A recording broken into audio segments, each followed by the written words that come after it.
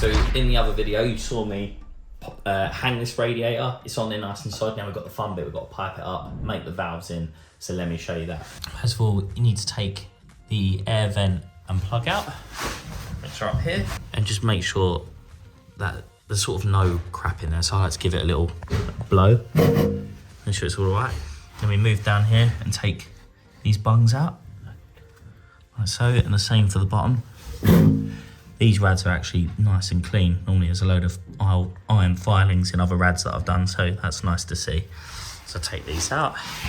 Now it's time to make our valves up. So making up a radiator valve. Now in this valve box, we have a little brass thing here. That is a positive lock-off maintenance cap, also known as a decorator's cap. So it's a tiny little cap that you put in this part of the valve. And essentially what happens is, if you was to close that right down, you would think that that is now off, right? There's no water gonna be flowing through there. But all thermostatic radiator valves have almost like a little safety feature that if it drops below 5 degrees, it will open up automatically. It's like a frost protection sort of thing. So say for instance, you've taken the radiator off. So you've taken the rad off the wall like this. Imagine this is in the radiator and it's off like that. And then you're in the harshest part of winter and you take your time decorating behind the rad and it drops below a certain temperature. This could open up and start leaking water out. So you need this little cap here just to push that in there. It shows you how to do it in instructions, holds that down, and it will definitely shut that valve properly. So that's what that's for.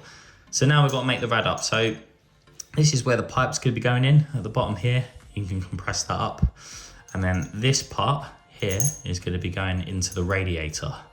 So we need to do something with this thread to make it watertight as it goes into the radiator. Now you've got a few options here. A lot of people, DIYers, everyone like that, will be using PTFE. So you use PTFE tape and you just wrap that round like so. Do about 15, 16 wraps, I think, around, and that should be enough. So that's one option. Another option is liquid PTFE. So you can just apply a tiny little layer around like that and wind that in. Or there's this option, which is Loctite 55. That's the smaller case, in case they don't do the big one, just so you've got an idea. And this is like a little threaded cord. And you just wind that into the valve like so. So I'm gonna be using this one. Just because with these column radiators, I'll pretty much use this for everything, liquid PTFE, but I've had some issues in the past where it just hasn't set properly, or there's been a bit of grit in the thread or something like that, and I'd had a leak. It's the only time I've ever had a leak with liquid PTFE, so I'm not gonna be using this time. I'm gonna be using, what I like to use is that. So let's get it made in. Show you this. You just start out there. I sort of like to cover, go around like so. And then when I went to a Loctite stand, and that should be more than enough. Got that around like so. Now, I'm gonna do that for the other one, lock shield, exactly the same process. And we're gonna make it in using a radiator key, which is what I have here. Because this is a 3/4 thread here. As we undo that, in order to make that in, you can see that it's a little hexagon. So that just slides in there. And then we make that in like so. So I'll show you that now.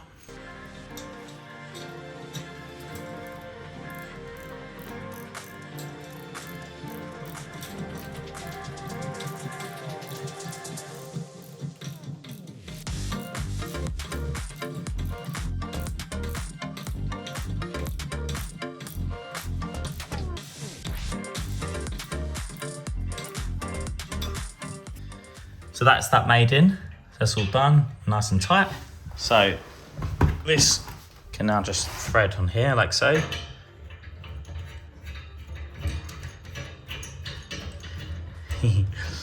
Doing it one-handed, it's always fun. So that's going to be like that when it's done. And now I'm going to do the same for these ones. Now a lot of people just rely on the O-ring here when threading it in. I like to sort of just double up and put a little bit of Loctite round here as well. The reason being, and a lot of heating engineers will sympathise with me on this, is when we go around and we vent a lot of systems, us heating engineers, we have to sort of vent the radiator, which I'll show you in another video. But sometimes when you put your key in this little square here to vent it, you'll do that, and as you turn it, the whole thing twists like that, and then you have to go and get a spanner, hold it in place, and then do that. So, and that's simply because whoever's fitted the radiators just relied on that, so it twists out. So for me, I just like to put a little bit on there, just a tiny bit. It just means when you open that vent key up, it's not going to twist. It's got that little bit more resistance. So I'm going to do the same now for the other sides. When it comes to making an event, I like to put these in the most accessible place, or if it's equal like this one, I just tend to put it on the right hand side because most people here are right-handed. It's as simple as that, so you just use your right hand. Same with flow and return. I've made the flow in on the right here, so it's going to go in that way and return out the other side. So let's get this made in, shall we? So I've successfully made in the valves there. They are ready to go. So now what I need to do is pipe it up. So obviously consult a heat engineer. We're going to be draining down the system. All systems vary. There might be pressurized systems, you might have open vented systems, so you're going to need a plumber for that. Obviously I'm not going to show you that because that is our trade. That's, you've got to learn how to do that. In this instance, you can see the existing pipework. Now on this particular job, I've been running all new pipework in everywhere. So doing all the hard work with lifting the floors, and I'm not going to lift this one because as you can see, this is where my pipe's coming through. But if I was to lift this one here, you can see this is, I will lift this one just to show you. So that was the existing, and this is my new flow and returns coming through there. So all I need to do is pipe down through onto here. I've made it nice and easy for myself. The return goes right through to that rad valves, and I'll be doing the same. So I'll give you a couple little tips on drilling where you want your pipe through. Now for me, I use a laser level. So what I will do is I'll simply line my laser up. I get a little bit meticulous with things like this. That's exactly where the floorboard's going. So as you can see, that's my pipe going straight down. So I can draw a line on that axis. Like so. And then I'm going to do the same for this way.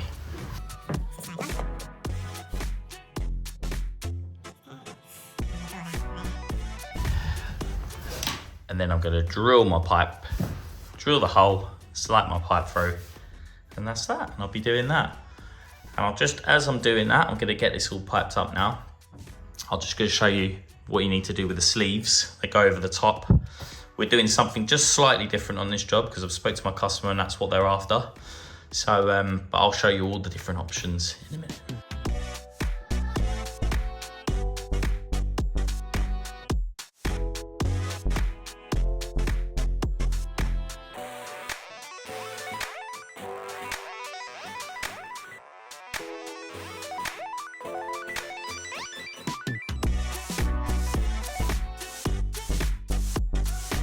So all the rads are going on.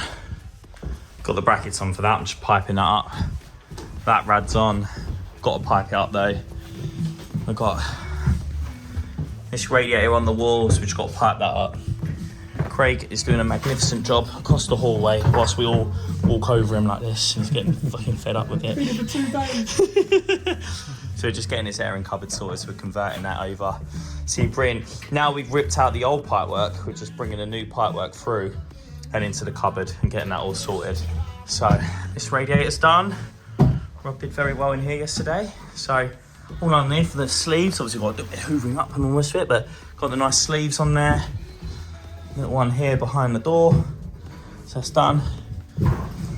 Got this one out here, that's all finished. Reese is hanging the rad in there, which we've got there.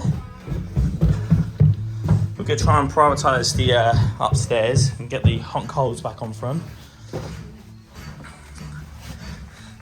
And then it's a bloody pleasure because, yay, Briggsy's here! So Briggsy's giving me a hand because this is the first time I've used the VR71 wiring centre and the sensor controls and all the rest of it. And I just said to him, look, we've had a go wiring it. You can see this all goes in. So we've got diverter into R6 and different pipe around here. We've got the pipe sensors. You see that's just like cable tied to each flow of each circuit. We've got a hot water sensor. We've got the hot water secondary circulation pump that's wired in. We've got another sensor into the lowest header. So I've taken it all into here, wired in the boiler, all the bus controls. But I was a little bit worried because I was like, before I get this wrong, do you mind just casting your eye over it, just make sure everything's all right and help me set up all the controls everywhere. So we were having a little look at that. So what do you mean, Brixie?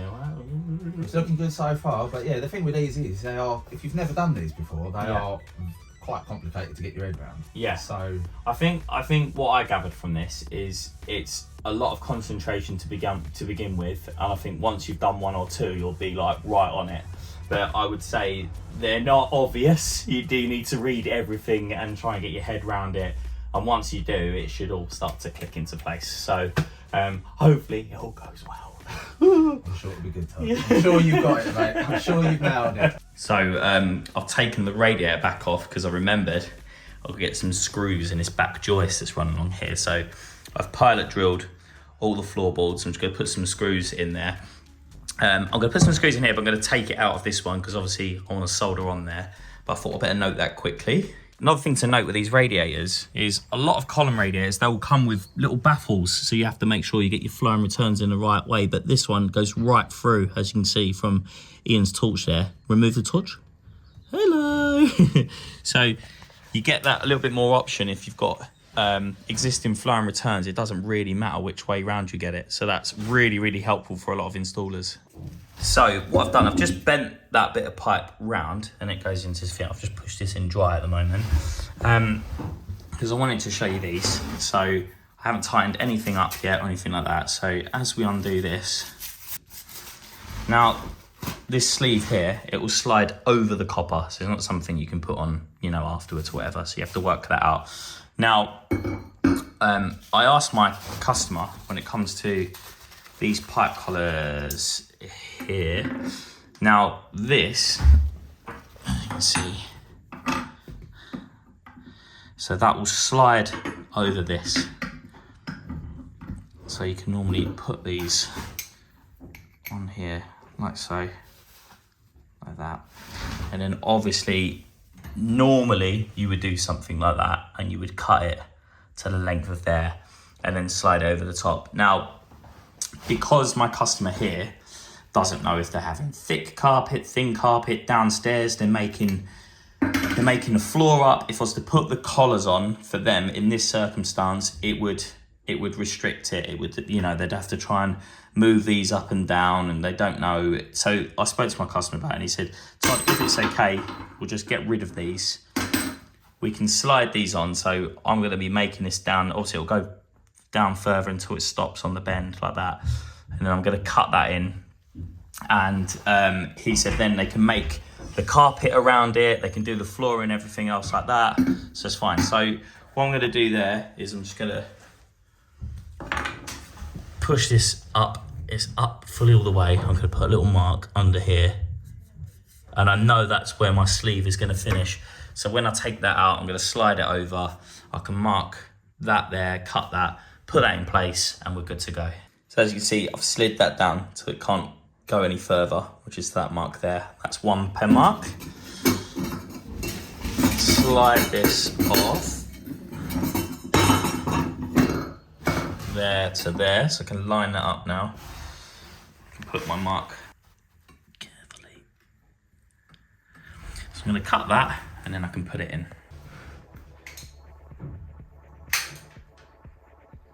Now, if you haven't got one of these fancy little pipe cutters that I like to use,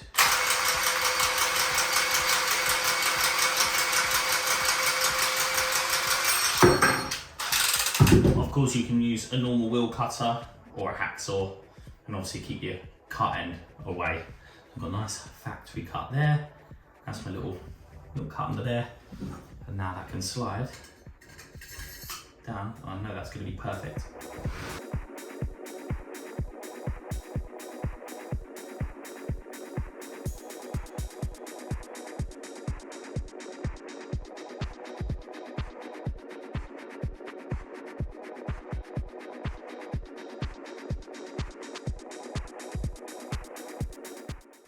A little tip I should mention here is, obviously with this nickel plated stuff, if you put just your adjustables on there's a good chance if you're scratching it. So obviously I've got these special little protector things here which helps with that, just protects the nickel. But if you haven't got anything like that, then a great little tip, if you get a bit of the packaging from the box here, a bit of this stuff, I mean I've just screwed it off, but you can slide that over your jaw like so, and then put it on. It's gonna protect the nut as you're tightening it up. So little tip there when doing that. So there we have it. You've seen me unpackage it, make the radiator up, hang the radiator, and now it's piped. So we've got that one done. We've got a load more to do in the house. We're gonna get all of them done, and then I can show you in the next video how to fill up a radiator and bleed it. Here we go. So I've just powered up the Powertank the first time. Nice to hear that. We had the bypass on, but because the main is so weak in this house, when it was filling the tank up, it actually wouldn't reach the taps upstairs because it was taking all the pressure off. So I've just turned that on now, and we should be absolutely flying. Should be great. So that's the normal main, right? We've got a drinking supply, it's not in the Powertank. And then it's obviously still filling up a bit. So these didn't come through. Why didn't it come through, Craig? So I turned it off. I was like, what? Because you're going to turn the valves back on. So we go, let's do this basin tap. Go on, turn it on. We'll have some fun. See what we've got up here. Is it on? Yeah. Okay.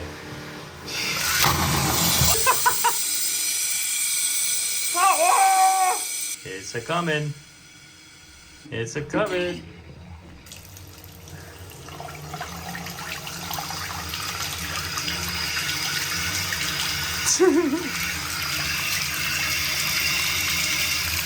Lovely. Put that on here.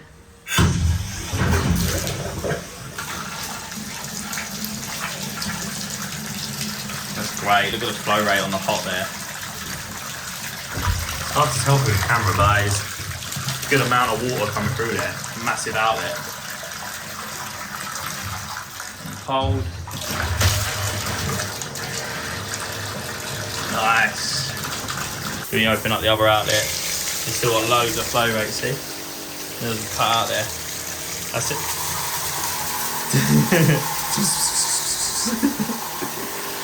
And let's turn that on as well. But this is obviously old. This is for low pressure, so there's a massive outlet there to allow flow rate through. You see there that we've got all three outlets on. That's working. Lovely, lovely. I say, so we got the upstairs circuit on, as you can see there, because we haven't even filled up downstairs yet. Got some pressure in there, and now we're configuring the VAILLANT, aren't we, Briggsy? We are, mate. It's in priority hot water mode at the moment. So what that means is this is pulled over. So now we're gonna get pretty much the full power of the boiler, send everything it's got through this coil to heat this cold water as quick as possible. And once that temperature is reached, it'll know from the pipe sensor in there, it'll click off, and then it'll just fall back into heating, and then it'll calm down and go into a low kilowatt, and then just send a nice sort of flow temperature around here. So that's great. So we've got a 75-degree flow. It's going through there, and it's returning out the coil at 58 degrees centigrade there. Flying! It's gonna be hot in no time. Right, so this is a good one for these Vaillant boilers. You might already know that D0 is your maximum heating output. So that will control the kilowatt that goes to your radiators. But if you're running a system like this that has got priority direct hot water, especially if you've got like a Vaillant cylinder or something, you can come down here to D77. Okay. And that's your max domestic hot water output. So if you look down at the cylinder data badge, it will tell you the rating of the coil. So this cylinder is 16.9, I think. Yep. So if we come to this setting up here, we can change this and change that down from whatever it is and change that to say 17 kilowatt. And then that's going to load the priority hot water now to the correct size for the coil inside this cylinder. Right, okay. Perfect. Nice one, mate. So now we've changed that on D77, right? Because the coil is only 17 kilowatts a coil, or 16.9. It's now sending 17 kilowatts of energy to the coil. And now it knows that, and that's the maximum amount of energy. You can send as much as you want to it, but obviously that's all it can take. So now it's calmed down. We've got a much lower flow temperature. Our return temperature is 49, so this boiler's going to be condensing nicely and saving loads of money. That's why Briggsy's king. Love it, mate. Beautiful boiler. Up the money. So here in the hot water settings, parallel cylinder charging is what, Briggsy? So that's basically your setting for priority hot water. So Yeah. if you had that set to yes, it would mean it can heat the cylinder and the radiators at the same time. But if you set it to no, it means it has to do one or the other, which is priority hot water. Which is exactly what we want. So that's a nice little feature there, worth mentioning. No. So these are our current temperatures at the moment. Obviously we haven't got the heating on upstairs, but we're just waiting for this hot water temperature to rise. As you can see, it's slowly rising, but that's quick. It's gone from stone cold to 33 degrees, and we've only on about 10 minutes. It's really good. So as we're going to wait for that to raise 60, it'll move over to heating, and we can have a little look at that. So we're getting on a bit now. As you can see, it's 7:25. I'm trying. We're so close. We're so close. Look. Hot water's nearly at 60. It's sort of an average of these two. So it's about 50, I'd say probably 53 degrees at the moment. We are just waiting to test that once this has reached 60 degrees, this hot water cylinder, that it's happy, satisfied, this clicks over and our upstairs circuit kicks in. So that's what we're looking at. Well, we're going to go up and test it with the thermostats so we can turn it up and down and see if this clicks on and clicks off. And then I'm happy enough to go home for the weekend, just for the minute. So just so they've got heating and hot water. Obviously they've got hot water, but I just want to make sure that everything's working, and then we can put all this back and we know this is all wired in correctly and all working as it should. So just doing that. So let's see what temperature. Look at this. So these gauges here. So what are we on? 56 there. 56, 50 up here. So I'm gonna go for about, maybe it's a 54 degrees on this controller in here. Let's see what it says. That's my guess. Yeah, it's moving up and down. Cancel that, bring this on the phone.